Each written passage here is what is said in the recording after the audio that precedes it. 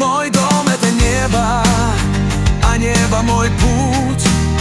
Там в нем вдалеке скрыта самая суть. И я не привязан к месту, к судьбе.